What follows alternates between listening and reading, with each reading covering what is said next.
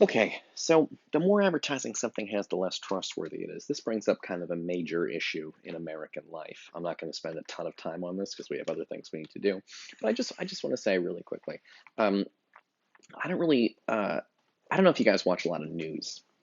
Um, I think some of you guys don't watch the news, but you feel like maybe you should. Here's the thing: television news is garbage. It's not really news. I know it looks like news and it calls itself news, but television news isn't really news. Why?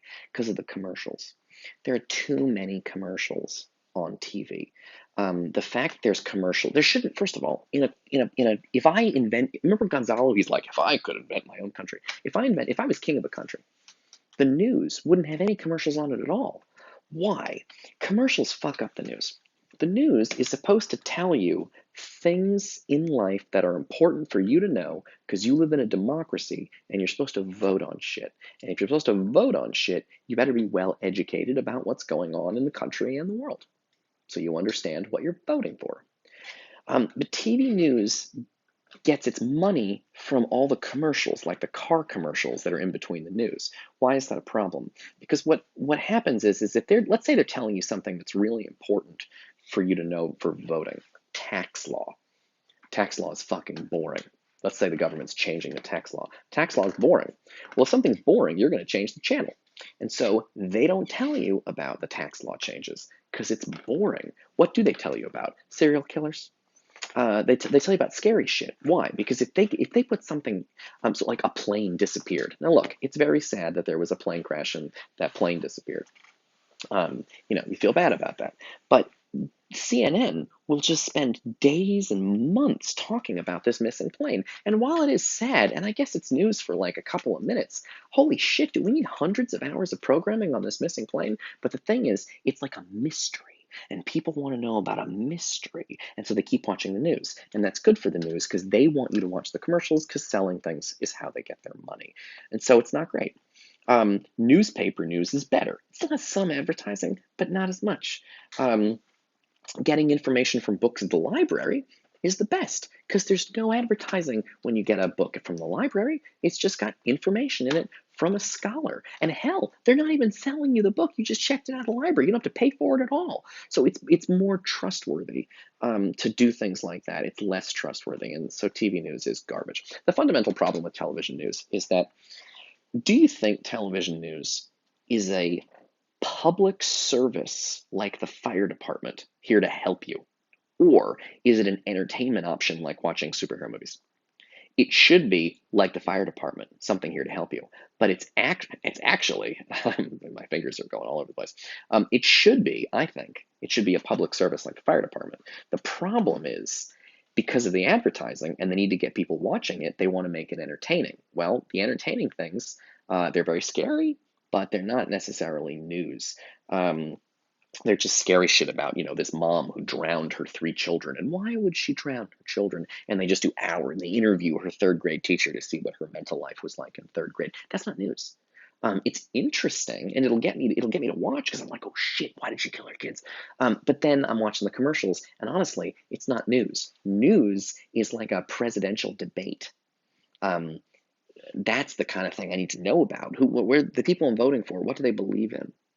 Um, but that's not sexy. That doesn't sell cars, so they don't do it. All right, all right. So let's take a look at what else we got here.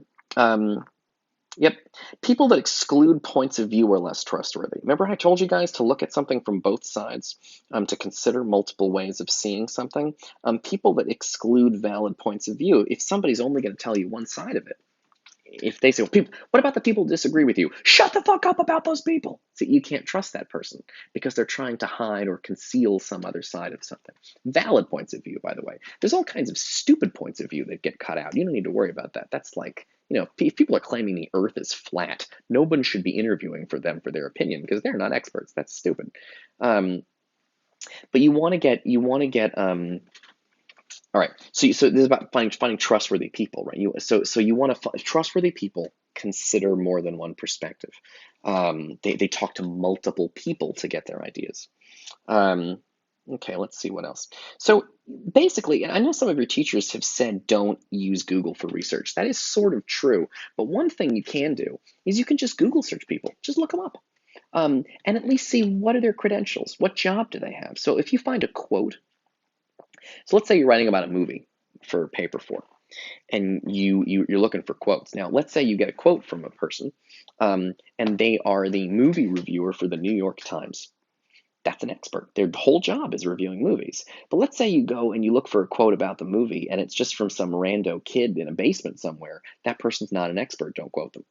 But if someone's job is to review movies, then they're much more trustworthy. And if someone is a film professor at a college, even more trustworthy. So just Google search the names of people, and this sets up something really important. Sometimes my students will find a quote, but they don't know who said it. Then you can't quote it. You gotta know who said the quote, because otherwise, how you gotta find out who they are so you can see if they're trustworthy. If the quote doesn't have a name, you can't use it. Okay, cool. This is going pretty good. Let's see what else. Currency, that's a tricky one, and that really doesn't have to do with our class very much. But in a lot of areas, currency means recent. So if you're doing a science paper, you want the most recent shit. If you're doing a psychology paper, you want the most recent shit. If you're doing a paper about, engineering, you're going to need recent stuff to quote. But that's not actually important because those you think about technology and shit gets better as the years go by. But art doesn't really get better, and so old things are perfectly fine. You're welcome to quote people from 100 years ago, 300 years ago, 500 years ago. If you quote an old scientist, you're going to find crazy shit like, people claiming that, people used to believe that the shape of your skull would tell you if you were a criminal or not. Um, Surprise, surprise, this was used in racist ways to be like, you see, the sloping brows of the African mean that God made them to be slaves. That's not science. That's just racism from 100 years ago. Um, but philosophy from hundreds of years ago is very helpful. So if you find a quote about Shakespeare and it's from 1800, still good. You can use that. But if you find a scientific article about mud people from 1800, don't quote that. That shit's just racist. By the way, if you saw Django Unchained, that skull-shaped thing, he talks about that. Leonardo DiCaprio talks about that in Django Unchained. The point is, he's a crazy person. Okay, cool. Let's see what else we got. Oh, level of specialization. Um, Okay, so level of specialization is an interesting one. I'm going to say this in you know the Goldilocks, the three little bears that she goes into the cabin and here's one bowl of porridge is too hot and one bowl of porridge is too cold and one bowl of porridge is just right. Um, the way this level of specialization works like that, you want to quote something. You don't want to quote something too easy because you're a college student. So don't quote shit for high school students. You're better than that.